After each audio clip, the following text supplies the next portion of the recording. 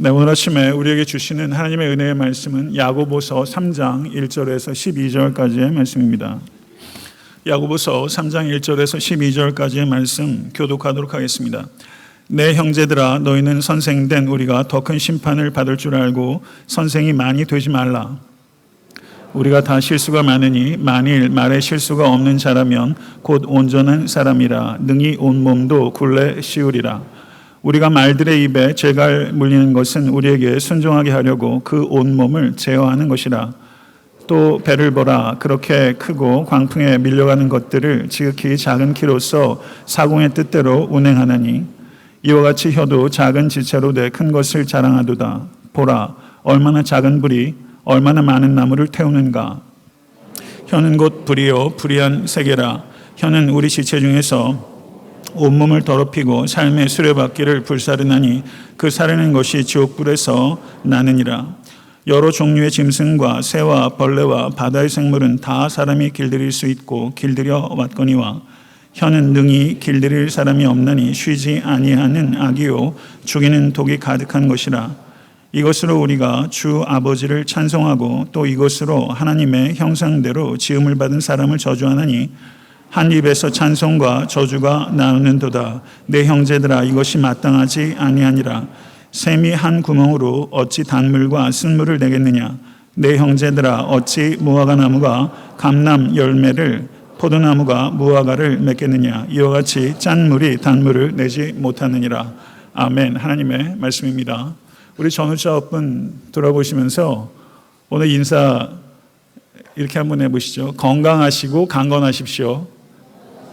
예, 건강하시고 강건하십시오. 네, 헷갈리시면 안 됩니다. 예, 건강하시고 강건하세요. 예, 날씨가 많이 덥습니다. 모쪼록 건강 잘 지키시기 바라고 한 해 남은 반년도 주 안에서 강건하신 모든 권속 되실 수 있게 되기를 우리 주 예수 그리스도의 간절히 축원합니다. 건강에 대한 관심들을 많이 가지고 계세요. 그래서 건강을 어떻게 체크하나 혀를 보더라고요. 그래서 혀를 보게 되면 건강 상태를 알 수 있는 가장 손쉽고 유효한 방법 중에 하나가 혀를 보는 것입니다. 그래서 혀의 색깔을 살피고 혀에 백태가 있는지, 백태가 어디에 있는지, 그리고 혀가 돌처럼 딱딱하게 근육이 뭉쳐 있는지, 그리고 혀에 침이 많은지, 침이 바짝 말라 있는지, 그리고 혀 끝이 가늘게 떨리는지, 그리고 그 외에 또 뭐가 있나요? 그렇게 혀를 보게 되면 건강 상태를 알 수 있다는 것입니다. 혀의 상태가 육적 건강 상태의 지표라는 것이죠. 그런데 혀에서 나오는 말의 상태를 보게 되면 그 영혼의 영적 건강 상태를 볼 수 있는 가장 중요한 지표라고 성경이 말씀하고 있는 것입니다. 오늘 예배를 통해서 여러분과 저의 혀에서 나오는 말의 상태를 진단해 볼 수 있는 겸손함이 우리에게 임하게 되기를 간절히 축원합니다. 사도 야고보는 야고보서 1장 26절과 27절에서 영적 건강의 세 가지 중요한 지표들을 제시하고 있습니다. 그 말씀은 이러합니다. 누구든지 스스로 경건하다 생각하며 자기 혀를 재갈 물리지 아니하고 자기 마음을 속이면 이 사람의 경건은 헛것이라. 하나님 아버지 앞에서 정결하고 더러움이 없는 경건은 곧 고아와 과부를 그 환난 중에 돌아보고 또 자기를 지켜 새 속에 물들지 아니하는 그것이니라. 이 말씀 익히 잘 알고 있는 말씀입니다. 사도 야고보께서 제시하고는 영적 건강, 참된 경건의 세 가지 지표들 가운데 첫 번째 지표는 혀를 다스리는 삶입니다. 두 번째 지표는 궁핍한 자를 돌아보는 삶입니다. 그리고 세 번째 지표는 새 속에 물들지 않은 정결한 삶입니다. 이 세 가지 지표를 통해서 영적 건강을 체크할 수 있다고 사도 야고보는 우리에게 제시하고 있는 것입니다. 성도 여러분, 그런데 이 세 가지 영적 건강의 지표들 가운데 첫 번째 위치하고 있는 것이 혀를 다스리는 삶입니다. 이와 같은 순서의 중요성이 있습니다. 영적 건강을 체크하는 데 있어서 가장 중요한 지표가 바로 혀의 상태를 점검하는 것이라는 것입니다. 그리고 사도 야고보께서 1장 26절에 언급한 바 있는 이 내용을 오늘 본문 말씀 3장 1절에서 12절에 더욱더 상세하게 발전시키고 심화시킨 가르침이 오늘 본문의 내용이라고 볼 수 있습니다. 야고보서의 주제는 행함이 없는 믿음은 죽은 것이다 라는 것입니다. 그 야고보서를 주의 깊게 읽게 되면 5장으로 구성되어 있는 야고보서에 명령이 무려 50개가 넘게 기록되어 있습니다. 명령이 50개가 넘게 기록되어 있기 때문에 야고보서의 전반적인 어조는 매우 준엄한 어조입니다. 그런데 야고보는 곳곳에서 형제들아, 나의 형제들아, 나의 사랑하는 형제들아 라고 매우 적절한 위치에 형제들아 라고 부르면서 이 준엄한 어조에 냉혹함이 아니라 따뜻함을 부여하고 있습니다. 이와 같은 밸런스가 이 야고보서에 있는 것입니다. 그리고 특별히 오늘 본문 말씀 3장 1절 12절에 1절과 10절과 그리고 12절에 세 차례에 걸쳐서 사도 야고보는 형제들아, 나의 형제들아, 나의 형제들아 라고 말하면서 확고함을 가지고, 그러나 그 확고함이 머리에서 나오는 것이 아니라 가슴속 깊은 곳에서 솟구치는 뜨거움을 가진 확고함, 그 확고함과 뜨거움을 가지고 예루살렘 성도들을 향하여 혀를 다스릴 것을 사도 바울은 강력하고 간절하게 호소하고 있는 것입니다. 이제 오늘 말씀을 통해서 여러분과 제가 사도 야고보의 확고하고 따뜻한 호소의 말씀을 경청할 수 있는 은혜가 임할 수 있게 되길 간절히 바랍니다. 본문 1절의 말씀을 보시게 되면 말을 많이 할 수밖에 없는 선생의 위험함에 대해서 말하고 있고, 2절부터 5절 상반절을 보시게 되면 혀가 제어가 되었을 때의 유익함에 대하여, 그리고 5절 하반절부터 6절까지는 혀가 제어가 되지 않았을 때의 유해함에 대하여, 그리고 7절과 8절은 혀를 제어하기 어려운 난해함에 대하여, 그리고 9절부터 12절은 혀가 제어가 되지 않았을 때의 이중성에 대하여 이렇게 언급하고 있습니다. 저는 오늘 설교의 말씀은 이와 같은 논리적 순서에 따라 진행해 나가며 교훈적이고 윤리적인 설교의 말씀을 하고자 하는 것입니다. 사도 바울께서 혀를 제어하는 것의 중요성을 말하기 시작하면서 선생이 되려고 하지 말라라고 말하고 있습니다. 선생은 필요합니다. 요즘 같은 시대에 참된 선생의 중요성은 중차대한 것입니다. 그러나 사도 야고보가 언급하고 있는 바는 선생의 불필요성을 말하는 것이 아니라 선생이라는 직임이 가지고 있는 위험성에 대해서 경고하고 있는 것입니다. 선생은 부득불 가르쳐야 하기 때문에 많은 말을 할 수밖에 없는 것입니다. 많은 말을 할 수밖에 없는 위험 가운데 노출되는 것을 사도 야고보는 말씀하고 있는 것입니다. 성도 여러분, 말씀을 가르치는 사람, 가정이라는 환경에서 혹은 교회에서 목장에서 혹은 소그룹을 통해서 말씀을 가르치는 사람에게는 더욱더 높고 엄격한 기준이 적용될 것입니다. 그 앞에 제가 서게 될 날이 올 것입니다. 성도 여러분, 많은 말을 하는 것의 위험성에 대해서 심각하게 받아들이실 수 있게 되기를 간절히 바랍니다. 잠언 10장 19절의 말씀을 보게 되면 말이 많으면 허물을 면하기 어려우나 그 입술을 제어하는 자는 지혜가 있느니라. 이 말씀 경청하십시오. 전도서 5장 2절의 말씀을 보시면 너는 하나님 앞에서 함부로 입을 열지 말며 급한 마음으로 말을 내지 말라. 하나님은 하늘에 계시고 너는 땅에 있음이니라. 그런즉 마땅히 말을 적게 할 것이니라. 전도서 5장 2절의 말씀은 두 가지의 초점을 이야기한 것입니다. 더디게 말하고 적게 말하라. 이 말씀을 신중하게 받아들이십시오. 성도 여러분, 인류 역사상 요즘과 같이 말이 빠르게 돌고 말이 범람하는 시대가 없었습니다. 다 인터넷 때문입니다. 스마트폰을 다 사용합니다. SNS에 얼마나 많은 말들이 넘쳐나는지 모릅니다. 그리고 그 말이 엄청난 속도로 실시간 중계되듯이 한국에 있는 소식들도 거의 실시간으로 저희들이 알고 있습니다. 지금 우리가 살고 있는 시대를 문화적으로 명명하게 되면 언어 폭발의 시대다, 이렇게 말할 수 있습니다. 언어가 폭발합니다. 무엇이든지 간에 홍수가 내면 진짜를 찾기가 어렵습니다. 참된 것을 분별하기 어렵습니다.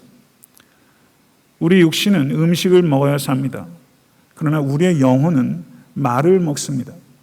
우리의 영혼에 있어서 가장 중요한 양식은 하나님의 말씀입니다. 그런데 하나님의 말씀 말고 우리가 먹는 것이 있는데 그것이 타인의 말을 먹고 내 자신의 말을 먹습니다. 그것을 섭취하면서 내 영혼이 자라는 것입니다. 우리가 내가 하는 말이 내 가족들에게, 내 자식들에게 굉장히 큰 영향을 끼친다는 것을 우리가 알아요. 직장에서도 그렇고 내 말의 영향력을 우리가 인식해요. 그러나 내가 하는 말이 내 영혼에 영향을 주고 있다는 것은 다소 경시하고 있는 것 같습니다. 내 말로 인해서 우리의 영혼은 두 가지 방향의 영향을 받습니다. 내 영혼이 빈약해지기도 하고 빈곤해지기도 합니다. 내 영혼이 더러워지기도 하고 억압받기도 하고 내 영혼이 내 말로 인해서 두려움에 떨기도 하고 기쁨으로 충만하기도 하고 그리고 추악해지고 추해지기도 합니다. 그런데 내 말로 인해서 내 영혼이 고양되고 강건해지고 경건해지고 평화로워지고 깨끗해지고 기쁨으로 가득 차게도 되고 더없이 아름답게도 되는 것이 내 말의 결과입니다. 성도 여러분, 요즘같이 음식에 대해서 많은 관심을 갖고 있는 시대가 또 어디 있나 이런 생각을 하게 돼요. 먹거리에 대해서 굉장히 관심을 많이 가지고 있어요. 지난 한 주간 한번 생각해 보세요. 지난 반년 한번 생각해 보세요. 내 입에 무엇을 먹을까? 음식하는 주부들 한번 생각해 보세요. 요즘 GMO 음식도 많고요. 이건 먹거리가 불안해서 먹을 수가 없어요. 입에 뭘 넣을까? 초미의 관심사예요. 그런데 지난 한 주간 입에 무엇을 먹을까와 이 입에서 무엇을 말할까? 어떤 것에 더 신중하시고 심사숙고하셨습니까? 내가 하는 말을 신중하게 선택하셨습니까? 지난 한 주간의 삶을 한번 되돌아보세요. 하루를 시작하면서 주부는 오늘 뭘 먹을까? 식단을 짜고요. 일주일 식단도 짜요. 우리가 경중을 한번 생각해 보세요. 오늘 집을 나서면서 내가 오늘 하루 어떤 말을 내놓을까? 영혼의 음식을 내가 어떻게 준비할까? 그것에 대해서 단 한 번이라도 지난 한 주간 의식하면서 사셨습니까? 말을 내뱉는다라고 말을 많이 해요. 말을 내뱉는 게 아니라 말은 빚는 것입니다. 말은 지성과 감성과 영성으로 빚어내는 작품이에요. 저는 개인적으로 아까 잠깐 앉아있으면서 예수님께서 하신 말씀을 성경에서 우리가 보지만 예수님의 어조는 어떠셨을까? 그게 갑자기 궁금해지더라고요. 예수님의 그 말에 담긴 그 단호함과 그 따뜻함은 어땠을까? 벌써 음성을 들으면 느껴지는 게 있는데 예수 그리스도의 어조는 어감은 어떠하셨을까? 이런 생각이 들더라고요.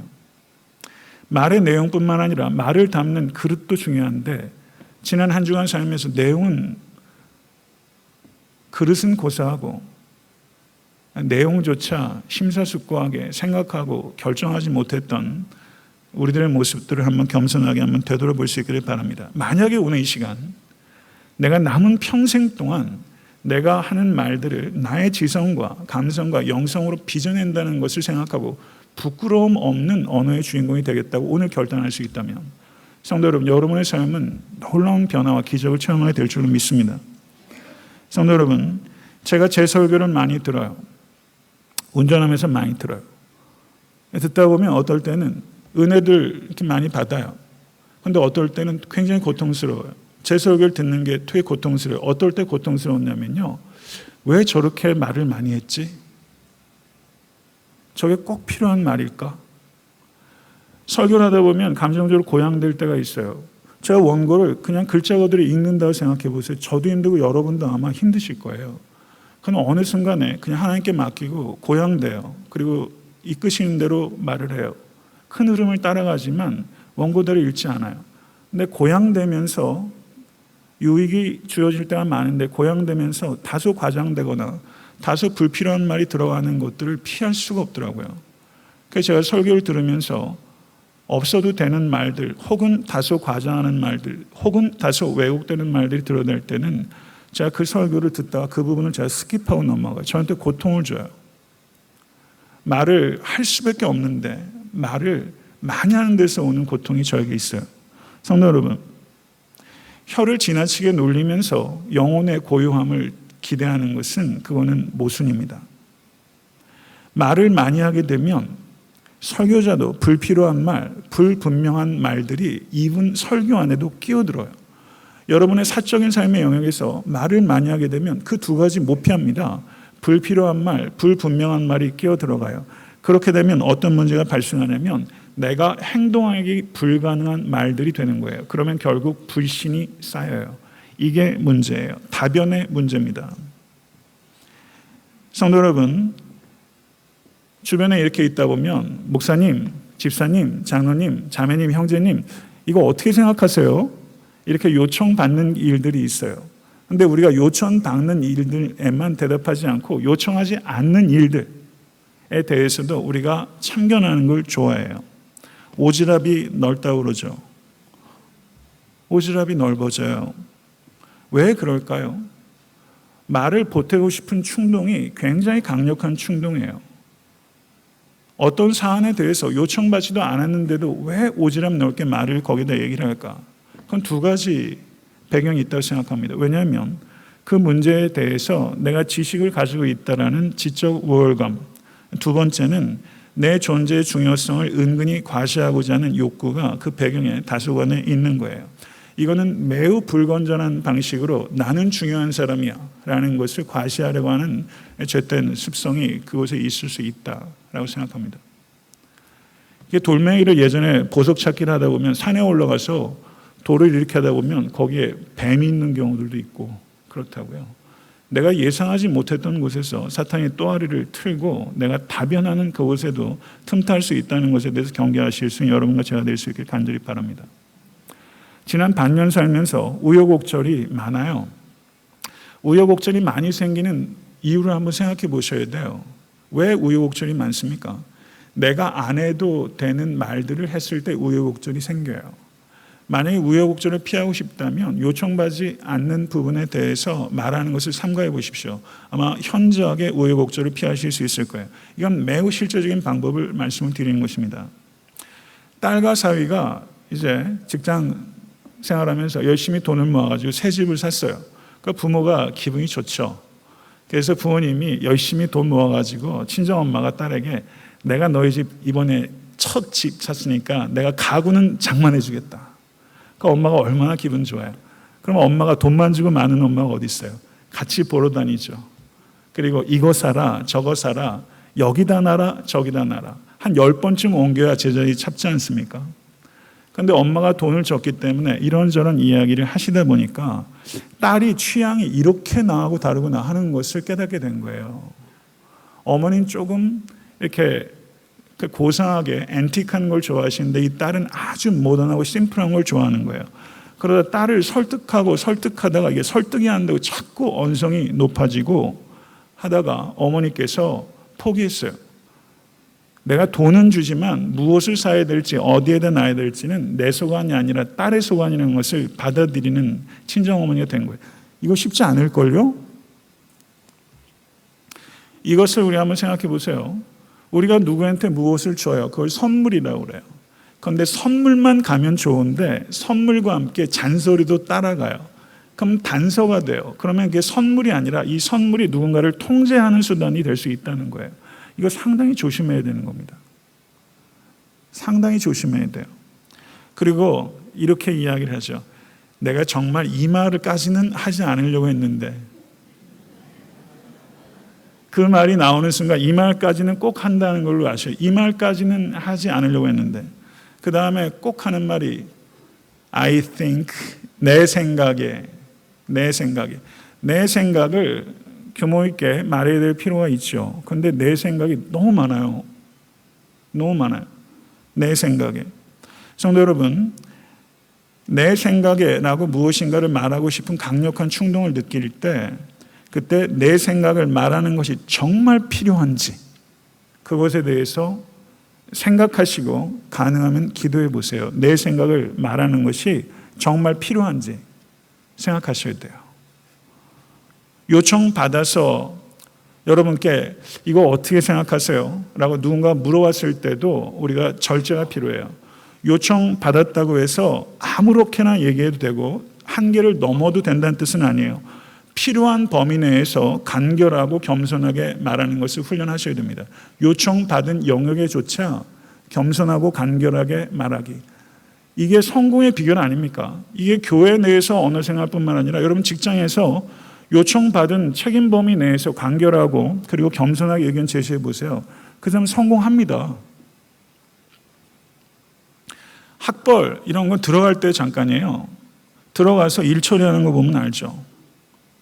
실제 중요한 건요, 이 언어 생활이 그 사람의 성공의 결정적인 열쇠예요. 한 번 말 잘못 뱉으면 그냥 미끄러집니다.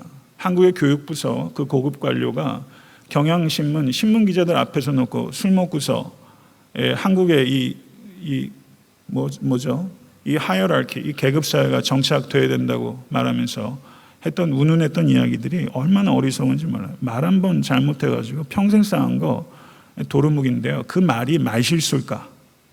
그 사람 생각이 그런 거죠. 취중 진담한다고 그런 실수하게 되는 겁니다. 성도 여러분, 요청받은 자리 신문기자 앞에서도 성도 여러분 겸손하고 간결하게 표현할 줄 아는 것 훈련하지 않으면 그렇게 잘 안 될 것입니다. 이 훈련 하실 수 있게 되길 간절히 바랍니다. 2절에서 5절의 상반절을 보면 혀가 제어가 됐을 때의 유익함에 대해서 말씀합니다. 우리가 다 실수가 많으니 만일 말에 실수가 없는 자라면 곧 온전한 사람이라. 능히 온몸도 굴레 씌우리라. 말에 실수가 없을 수 있습니까? 없어요. 말에 실수가 다 있어요. 여태까지도 그랬고 중생한 성도도 죽는 순간까지 말에 실수가 있어요. 우리가 과거의 행동에 대해서 후회도 많이 하지만 과거에 했던 말 때문에 후회하는 일들은 정말 많습니다. 성도 여러분, 우리는 말의 실수를 하게 될 거예요. 그러면 우리에게 요청되는 윤리적인 목표는 뭐냐? 말의 실수를 줄여가라는 것입니다. 다윗은 시편 39편 1절에서 내가 말하기를 나의 행위를 조심하여 내 혀로 범죄하지 아니하리니 악인이 내 앞에 있을 때에 내가 내 입에 재갈을 먹이리라. 다윗이 다짐했고 그것을 실천했어요. 그리고 또 하나 시편 141편 3절을 보면 여호와여 내 입 앞에 파수꾼을 세우시고 내 입술에 문을 지키소서라고 기도했어요. 성도 여러분, 영적으로 고양되어 있다는 것은 균형이 있다는 뜻입니다. 밸런스예요. 균형이 있을 때 영적으로 높은 수준에 있다고 얘기할 수 있는 것입니다. 다윗은 자신의 입을 제어하는데 자기 노력이 필요하다는 것을 분명히 알고 있었어요. 그렇지만 자기 힘만으로 이 혀를 충분히 다스릴 수 없다는 것을 깨달았어요. 그래서 하나님의 힘으로 이 혀를 제어해달라고 기도하는 겸손함을 가졌던 거예요. 책임감도 갖고 겸손함도 갖는 거예요. 이 두 가지를 갖추셔야 이 혀를 다스릴 수 있습니다. 그리고 실수를 현저하게 줄일 수 있어요. 사도 야고보는 말의 재갈과 그리고 배의 키라는 두 가지 메타포를 사용합니다.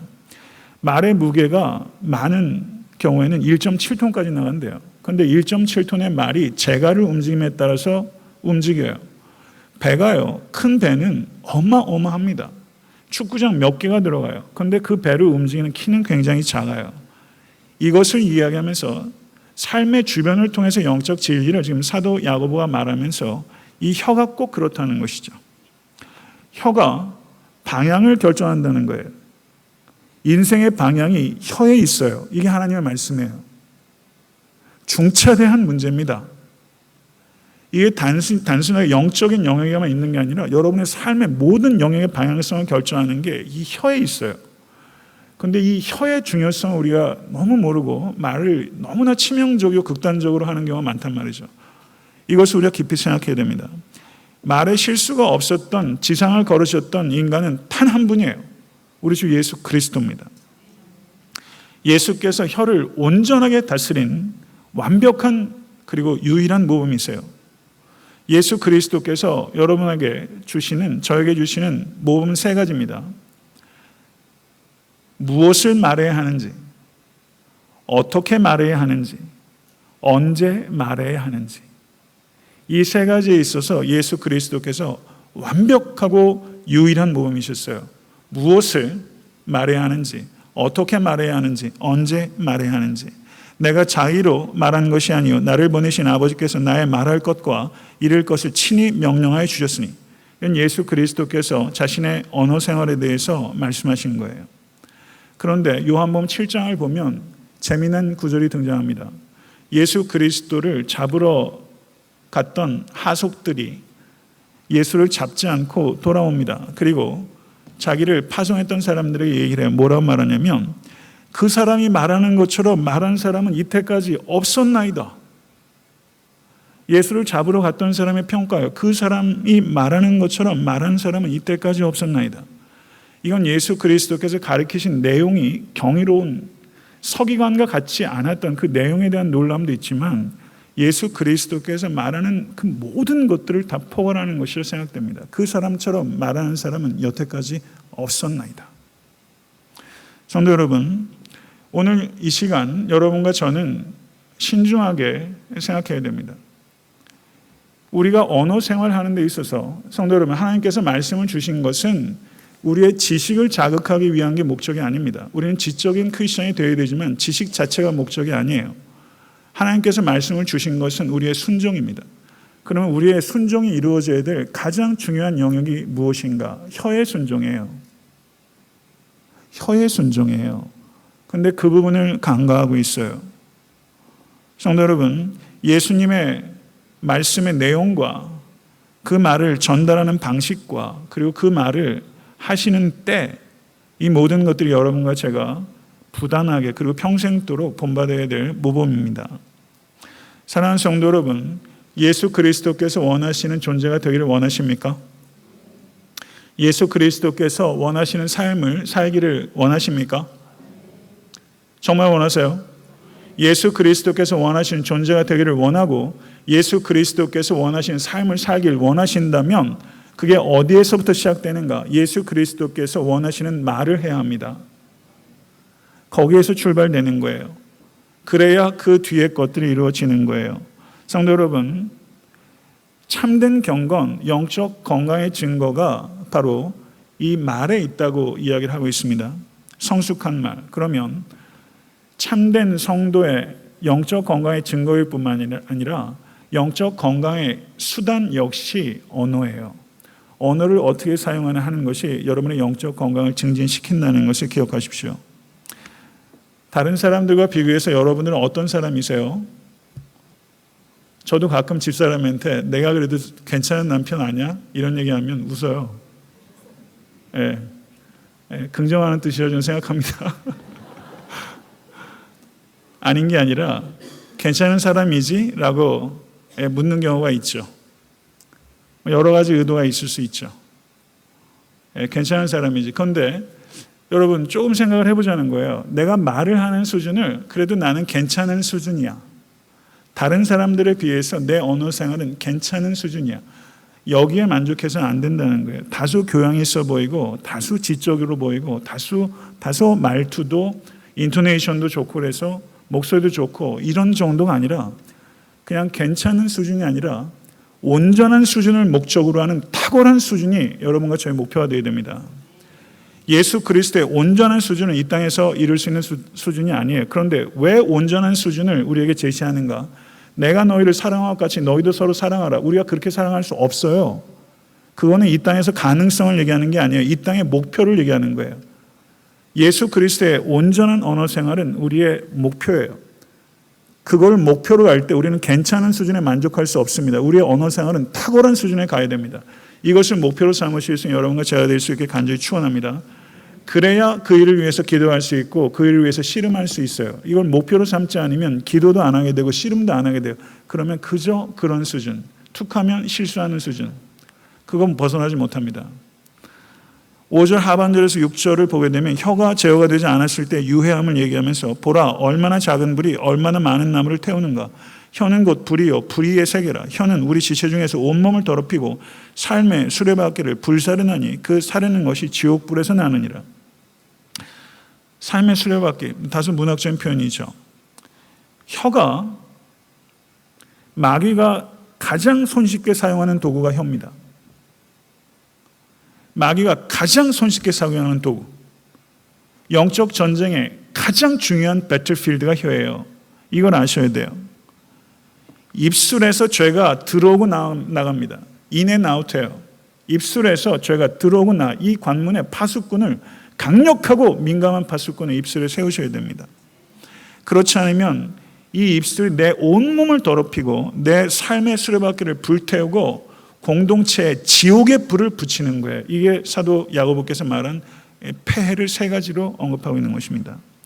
불량한 자는 악을 꾀하나니 그 입술에는 맹령한 불 같은 것이 있느니라. 패역한 자는 다툼을 일으키고 말장에는 친한 벗을 이간하느니라. 성도 여러분, 지난 한 주간 혹시 가정에서 불 안 붙었어요? 그냥 홀라당 끄스른 일 없었어요? 말이 아주 그냥 메말은 그냥 지푸라기에 그냥 불을 붙이는 것처럼 그냥 홀라당 태워요. 집안에서도 교회에서도 공동체에 불을 붙이는 게 무슨 불로 공동체에 불이 붙는지 아세요? 뒷담화로 공동체에 불이 붙습니다. 뒷담화로 공동체에 불이 붙어요. 그걸 얘기하는 거예요. 그걸 지옥불이라고 얘기하는 거예요. 다른 사람의 은밀한 일들 누설하지 마셔야 됩니다. 이거를 김 집사한테 얘기할까 말까 얘기할까 말까, 그거는 얘기하지 말라는 거예요. 얘기할까 말까 정도 가지고 굳이 정보 줘서 뭐예요? 안 알아도 그분이 영적으로 하등의 문제, 유익이 없으면 얘기할 거 없어요. 몰라도 되는 일이 굉장히 많아요. 몰라서 깜빵 가는 사람 저 여태까지 한 번도 못 봤어요. 몰라도 되는 걸 알아가지고 죽더라고요. 자객을 보내가지고 연설곡 보게 되면 그 사람이 그걸 알아. 그럼 사람을 보내. 몰라도 되는 일을 알면 죽어요. 장수하는 비결은 몰라도 되는 일을 모르는 거예요. 근데 몰라도 되는 일을 자꾸 물어요. 목사님, 혹시 김집사님 그런 거 아니에요? 장로님, 혹시 그렇게 생각하신 거 아니에요? 이렇게 몰라도 되는 일을 자꾸 물어요. 호기심을 절제하는 게 마귀와 대적하는 거예요. 불필요한 호기심, 창조적 호기심은 가지세요. 사과가 왜 떨어졌나 이런 호기심은 가지시고요. 호기심을 절제하는 것 굉장히 중요합니다. 성도 여러분, 하나님께서는 우리가 지식을 갖기 원하세요. 그러나 다른 사람의 비밀에 대한 지식을 갖기 원하지 않으세요. 다른 사람의 비밀에 대해서 지식을 가지려고 하는 잘못된 욕구 버리세요. 여러분들이 하는 말들을 한번 생각하면 다른 사람에 대해서 하는 말들을 보면 제 입에도 다른 사람 이렇게 올라간다고요. 제 입에 주로 올라가는 사람들은 목사예요. 좋은 평가들이 많은가 안 좋은 평가들이 많은가, 그 사람이 다 좋은데요. 하고 싶은 말이 좋은 거 얘기하고 싶은 게 아니에요. 거기는 그냥 깔아놓은 거예요. 다 좋은데 뒤가 하고 싶은 얘기예요. 이것만 얘기하기 쑥스러우니까 다 좋은데를 앞에 깔아놓는 거죠. 다 좋은데 라고 말하면서 얘기를 해요. 저도 그러고 들어가면요, 부득불하게 어쩔 수 없이 이렇게 토론해야 될 자리가 있지만 입맛이 너무 써요. 제가 그렇게 부끄럽질 때가 없어요. 다른 사람 입에 올릴 때. 말이라는 게, 말은 돌면 늘어요. 떡은 돌면 줄어요. 말은 늘어요. 말은 심각하게 변형돼요. 화상을 입으면 심각하게 변형돼처럼 말은 그 이상 비틀려요. 그래서 어떤 이야기를 들으면 좋은 얘기는 그냥 들어도 돼요. 나쁜 얘기일수록 이게 비틀린 말인데 이걸 염두에 두셔야 돼요. 그러니까 잘못된 말을 하는 사람이 문제가 있지만 잘못된 말을 아무 경각심 없이 받아들이는 사람의 문제도 굉장히 커요. 잘 들어야 돼요. 성도 여러분, 솔직히 한번 보세요. 다른 사람의 좋은 점이 눈에 잘 띄세요? 나쁜 점이 눈에 잘 띄세요? 하나님은 여러분의 입술을 통해서 다른 사람을 격려하기 원하시는데 사탄은 여러분의 입술을 통해서 다른 사람을 허물기 원해요. 이 입술이 성령의 도구가 될 수도 있고 사탄의 도구가 될 수도 있어요. 성도 여러분, 수근수근하는 죄를 사도 바울께서 로마서에서 살인죄 뒤에다 뒀어요. 살인죄와 수근수근하는 죄가 어떻게 같습니까? 경중이. 그런데 그 순서가 의미가 있는 거예요. 다른 사람 수근수근하는 게 인격살인이라는 뜻입니다. 명예를 존중하는 사람은 그건 못 견딥니다. 수근수근하는 것 굉장히 심각한 죄의 목록에 들어가 있어요. 마귀가 주로 하는 일이 험담입니다. 디아볼로스. 마귀가 뒷담화의 원천이에요. 디아볼로스라고 그래요. 마귀는 어떤 뜻인가? 비방하는 자라는 뜻입니다. 마귀가 비방하는 자예요. 성도님께서 누군가를 비방할 때 그 입술을 마귀에게 내어주는 매우 심각한 거예요. 언어 능력, 하나님께서 우리에게 주신 축복입니다. 말로 얼마나 많은 걸 할 수 있어요?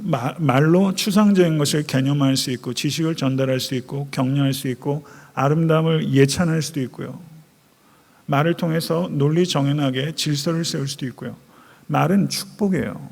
하나님의 형상의 한 부분이에요. 그런데 하나님께서 주신 것은 항상 마귀가 노려요. 항상 마귀가 노려요. 이 하나님의 축복을 저주하는 데 사용하지 않으실 수 있도록 여러분 저항하십시오. 성도 여러분, 교회는 제가 국민학교 다닐 땐 불조심 포스터 굉장히 많이 그렸어요. 그럼 국민학교 가게 되면 불조심 포스터 대상, 특상, 우수상 많이 붙었어요. 저는 수채화로는 상을 받은 적이 없는데 불조심 포스터로는 상을 받은 적이 있습니다. 아무 예술적 감각이 필요하지 않은 영역에 있어서. 그런데 교회는 불조심보다 말조심을 해야 됩니다. 제가 누차 강조하지만 불조심보다 말조심을 해야 돼요. 말을 조심하지 않으면 성령의 불이 꺼집니다. 말을 조심하지 않으면 지옥불이 붙습니다. 이 불을 꺼야 합니다. 이 불이 뭘로 끄느냐? 성령의 불로 꺼야 됩니다. 여러분의 가정에 이 말로 인해서 나타나는 설화들, 말로 인해서 생기는 재난들이 커요. 오늘 가셔가지고 기도하시면서 그 불 끄세요. 여러분들의 자녀들 속에 무심코, 목사님 저는 뒤끝 없어요. 본인 생각이에요. 뒤끝 장렬합니다. 뒤끝이요 안 꺼져요. 10년 전, 20년, 30년 뒤끝이 있어가지고 지금 정신적으로 고통당하는 이들이 많이 있어요. 나는 무심코 던진 돌멩이로 다쳐요. 누가 다쳐요? 내 남편이, 내 아내가, 내 자식이, 가까이 있는 사람이 다쳐요. 참 안타까운 건 사랑하지 않아서 다치는 거는 오케이. 그런데 사랑하는데 아프게 한다는 게 문제죠. 참 이 말이라는 게 그래서 참 어려워요. 사랑해서 하는 말이 상처를 주니까 겸손하게 하는 말이, 친절하게 하는 말이 상처를 주더라고요. 그래서 참 어려워요. 그래서 7절부터 8절에 혀를 제어하는 것의 어려움을 얘기하면서 온갖 종류의 짐승과 새며 벌레와 바다의 생물, 창세기에 나오는 종류대로 여기 다 언급된 거예요. 모든 피조물들을, 생물체를 언급했는데 그건 길들일 수 있고 길들여 왔으나 혀는 쉬지 아니하는 악이요 독이 가득한 것이다. 이 독 아시잖아요. 경험하시잖아요. 길들일 수 없다고 했는데 이 길들이다라는 동사가 사용된 또 다른 신약 성경의 예가 마가복음 5장에서 걸어서 군대 귀신 들린 사람을 쇠고랑과 쇠사슬로 묶어도 그 사람은 제어할 수 없었다 얘기했을 때 그때 제어하다라는 동사가 길들이라는 동사가 똑같아요. 신약 성경에 딱 2번 나와요. 광인이요. 광인은 다스리기 어렵습니다. 이 말도요. 이게 미쳐서 나오는 말들이 있는 거예요. 이 말들이 다스리기가 어려워요. 내 인격적 수양 가지고, 교양 가지고, 학식 가지고, 사회적 지위 가지고 이게 다스려지질 않아요. 다스려질 수 있는 범위 내에서는 다스려지는데 극단적인 상황 나면 툭툭 튀어나옵니다. 이런 순간에 성도 여러분, 쉬지 아니하는 독이라고 그랬어요. 언제나 돌발적이 쉬운 독이에요. 어떤 독들이 있느냐? 경솔하게 내뱉은 말. 지난 한 주간 보세요. 홧김에 한 말, 술김에 한 말. 술김에 한 말은 없으시죠? 네, 술김에 한 말, 부정확한 말, 부분적인 말, 다른 사람 말, 왜곡된 말, 거짓된 말, 그 외에도 잘못된 말의 리스트들은 무궁무진합니다. 그런데 말씀드린 대로 이러한 말들만 돌발적인 말로 상처를 주는 게 아니라 깊이 생각하고 한 말이 상처를 주고, 내가 친절하게 한 말이 상처를 주고, 내가 옳은 말을 했는데 아무리 생각해봐도 옳은 말인데 그게 자식한테 상처를 주고, 남편과 아내에게 상처를 주고, 교회에서 지체들이 상처를 주더라고요. 좋은 의도로 한 말이에요. 정말 선한 의도예요. 자기 희생적으로 한 말인데 그게 결과가 예상치 못하게 나타나요. 이게 왕왕 일어나요. 매우 다루기 어려워요. 이 말을 해야 될지 말아야 될지 제가 많이 생각하다가 이 말에 대해서 설교하면서 확신이 없는 말을 제가 합니다. 저희 장인어른께서 제 설교 들으시면서 설교에 예화 좀 넣어라. 그러셨어요. 그러니까 너무 논리적으로 빡빡하고 이러니까 좀 예화도 좀 넣으라고. 근데 이게 논리적으로 플로우에 잘 맞아야 예화를 넣죠. 그러니까 기껏 예화를 하게 되면 인트로나 제 컨클루전이나 들어요. 중간에 넣으면 이게 잘 논리적으로 오히려 흐름이 깨져서, 그리고 예화를 하게 되면요, 설교는 다 잊어버리고 예화만 기억해요. 그래서 그렇지만 오늘은 제가 용기를 내서 장인어른들의 말씀에 순종해가지고 한 말씀 드리겠습니다. 예화는 잊어버리시고 설교 말씀만 기억하시기 바랍니다. 어떤 집에 두 형제가 있었습니다.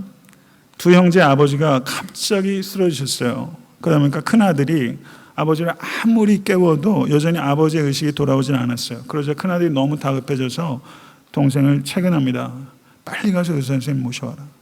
동생이 황급히 떠났어요. 그런데 무소식이에요. 그러니까 큰아들이 얼마나 긴장하고 초조하겠어요. 그러다가 아버지를 흔들면서 도대체 이놈이 죽은 거야, 산 거야? 도대체 이놈이 죽은 거야, 산 거야 했는데, 그때 의식을 잃고 있던 아버지가 그때 딱 깨가지고 도대체 이놈이 죽은 거야, 산 거야를 듣고서 아버지가 졸도하셨다는 얘기예요. 예, 재밌으시죠? 근데 여기에도 생각할 게 있더라고요. 혼자 중얼거린 말도 안전하지 않더라고요. 혼자 중얼거린 말. 혼자 중얼거린 말도 누군가 들어요. 잠꼬대로 한 말도 누군가 들어요. 전혀 예상하지 못하게 말이 튀어요. 말에 대해서 우리가 그만큼 겸손해져야 돼요. 그리고 기도해야 돼요. 이것을 우리가 깊이 생각해야 됩니다. 말씀을 맺겠습니다. 마지막으로 제어가 되지 않는 혀의 이중성. 9절에서 12절에 얘기를 해요. 한 입에서 찬송도 하고 한 입에서 저주도 한다. 그러면서 그게 마땅하지 않다. 근데 마땅하지 않다라고 표현되는 성경어는 거기만 등장해요. 이건 아주 강조하는 거예요. 신약 성경 전체에 여기에만 등장하는 단어예요. 그런데 샘이 한 물에서 단물과 쓴물을 내는 것이 불가능하다. 무화과 나무가 감람 열매를 맺는 것 불가능하다. 포도나무가 무화과 열매를 맺는 것이 불가능하다. 한 입에서 찬송과 저주를 내는 것이 불가능하다. 그러므로 너희들의 입도 일관되도록 해라. 이게 논리죠. 그런데 우리의 삶이요, 그렇지 않더라고요. 목사인 제 입도 일관되지 않아요. 지난 한 주간의 삶도 찬송도 있고 저주도 있어요. 성경은 일관되라고 얘기를 하는데 실제 우리가 죽을 때까지 온전히 일관될 수 없어요. 여기에 딜레마가 있어요. 사도 야고보는 이거를 알고 있어요. 그러니까 사도 야고보께서 이야기하는 그 일관됨이란 이 땅에 살면서 완전한 일관됨이 아니라 완전한 일관됨을 향한 씨름을 강조하고 있는 것입니다. 성도 여러분, 누구도 일관된 혀를 가지고 있지 않습니다. 그런데 우리가 기억해야 될 게 있어요. 우리의 혀는 일관되지 않지만 우리가 하나님의 자녀라는 사실은 일관돼요. 믿으세요? 우리의 신분은 일관돼요. 내가 누군지, 내가 일관된 나의 신분이 무엇인지를 기억하는 만큼 내 혀가 일관되게 다스려질 거예요. 내 혀를 일관되게 다스리는 것은 윤리학이 아니에요. 예수 그리스도께서 나에게 주신 십자가의 은혜예요.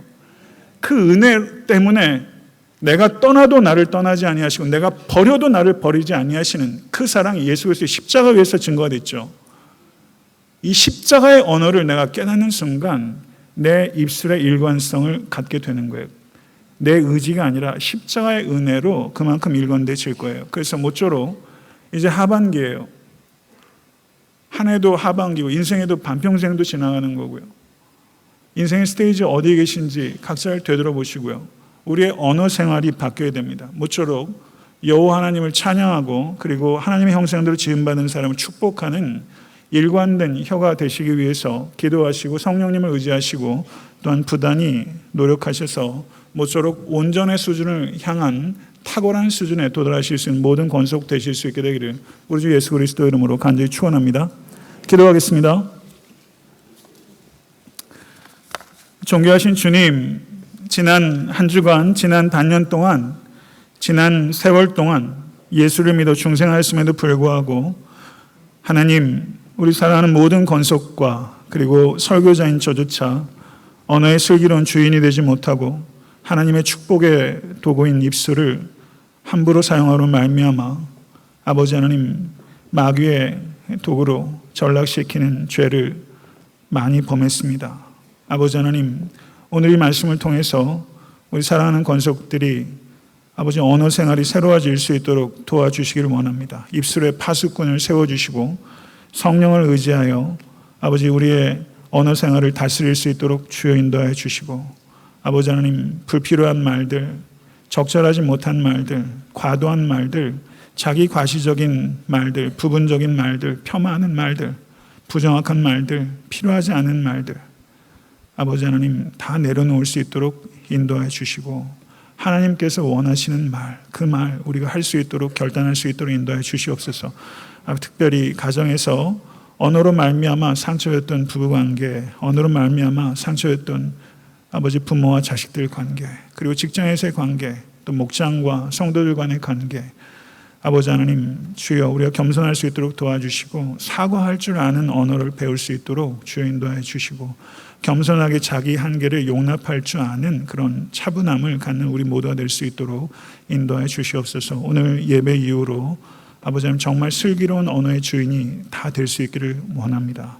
강단에서는 강력한 성경의 말씀이 증거될 수 있도록 도와주시고, 우리 사랑하는 권속들의 입술을 통해서는 아버지 하나님 생명의 복음의 말씀이 나누어질 수 있도록 주여 인도하여 주시옵소서. 예수 그리스도 이름으로 간절히 축복하며 기도드리옵나이다. 아멘.